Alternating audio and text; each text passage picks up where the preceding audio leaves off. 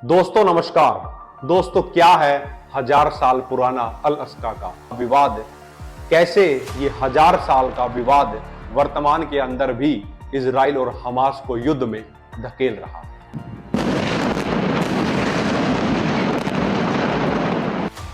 और किस तरीके से तीनों ही धर्म का एक लंबा इतिहास और उनकी भावनाएं जेरूसलम से जुड़ी हुई हैं, चाहे वो इस्लाम को मानने वाले हों, चाहे वह ज्यूज हो, यहूदी हो, चाहे वह क्रिश्चियंस हो।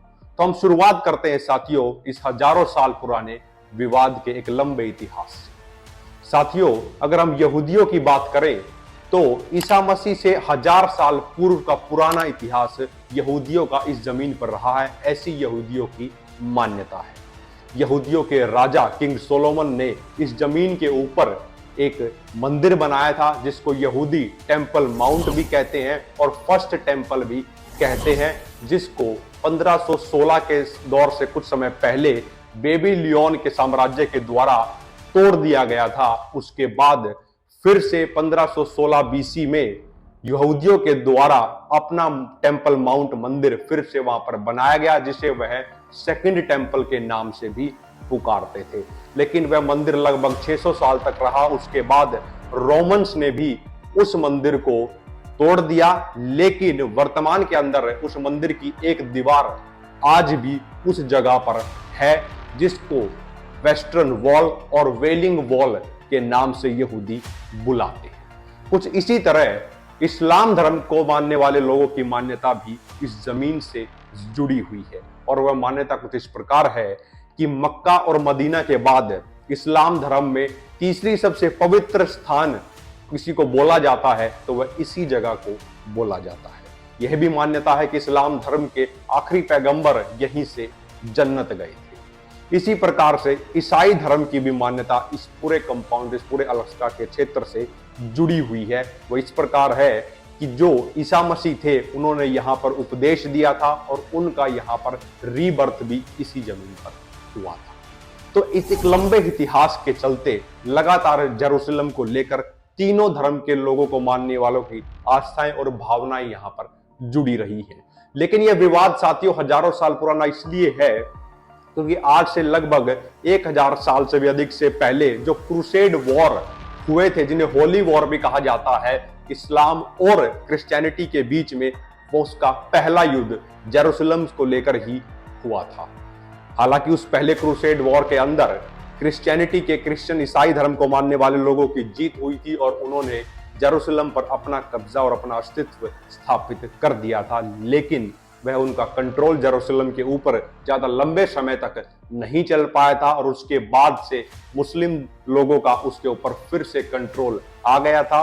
और 1187 के अंदर वहां पर वक्फ बोर्ड की स्थापना कर वक्फ ट्रस्ट की स्थापना कर पूरे अल-अक्सा के क्षेत्र के नियंत्रण मुस्लिमों के द्वारा ही संचालित किया जाता था और वहां का प्रबंधन भी स्थापित वक्फ ट्रस्ट के द्वारा ही किया गया था। और इस पूरे कंपाउंड के अंदर किसी भी गैर मुस्लिम को अंदर आने की अनुमति नहीं थी। वहां यहीं से इस क्रूसेड वॉर से ही इस पूरे विवाद की एक तरह से शुरुआत साथियों हो जाती है। उसके बाद संयुक्त राष्ट्र के अंदर जब पार्टीशन को लेकर बारी आई, उसके बाद 1948 के अंदर जब इजराइल के एक देश के रूप में गठन कर दिया गया, वहां से ये परिस्थितियां और तेजी से आगे बदलने लगी। 1967 के अंदर अरब इजराइल का जो युद्ध हुआ, उसके बाद पूरे अरब देशों का और विशेष तौर पर हम बात करें जेरूसलम को लेकर एक इतिहास पूरे मिडल ईस्ट कंट्रीज के अंदर बदलने लगा। हालांकि जो अरब इजराइल वॉर 1967 में हुआ था, उससे इस पूरे वक्फ ट्रस्ट जिसके माध्यम से ये पूरा कंपाउंड प्रबंधन इसका चलाया जाता था, उसमें कोई विशेष बदलाव नहीं किया गया था, बावजूद इसके कि इजराइल वह युद्ध जीत गया था और इस पूरे क्षेत्र के ऊपर अधिकांश रूप से इजराइल का ही कब्जा हो गया था। इजराइल के उस समय के रक्षा मंत्री ने मुस्लिम नेताओं के साथ बातचीत कर एक समझौता किया था, जिसके तहत गैर मुस्लिमों को भी इस कंपाउंड के अंदर आने की अनुमति मिल गई थी। वहां से एक बड़े टकराव की शुरुआत शुरू हो जाती है। जब गैर मुस्लिमों को इस कंपाउंड के अंदर आने की अनुमति मिली उसके बाद जो मुस्लिम कट्टरपंथी थे उन्होंने इस बात का पुरजोर विरोध किया, और जो यहूदी थे उन्होंने इस बात की मांग की कि समझौते में जो ये कहा गया है कि हम अंदर आ सकते हैं लेकिन वहां पर अपनी पूजा प्रार्थना नहीं कर सकते हैं, उन्होंने इस बात का पुरजोर विरोध किया। और वहीं से ये मसला आगे कई तरह की जंगों में बदलता चला गया और इजराइल ने इसको लेकर कई जंगें लगातार लड़ी हैं। अगर अरब देशों के साथ ही बात की जाए तो इजराइल लगभग 4 युद्ध इस चीज को लेकर लड़ चुका है। और वहीं दूसरी ओर जो गाजा पट्टी के क्षेत्र में जो हमास का कंट्रोल है, हमास भी इसी चीज को लेकर युद्ध लगातार लड़ता जा रहा है। और वर्तमान के अंदर जो स्थिति है, जो हमास ने इजराइल के ऊपर अटैक किया है, उसके पीछे क्या जो बैकग्राउंड है वो भी कहीं ना कहीं इसी मुद्दे से जुड़ा हुआ है।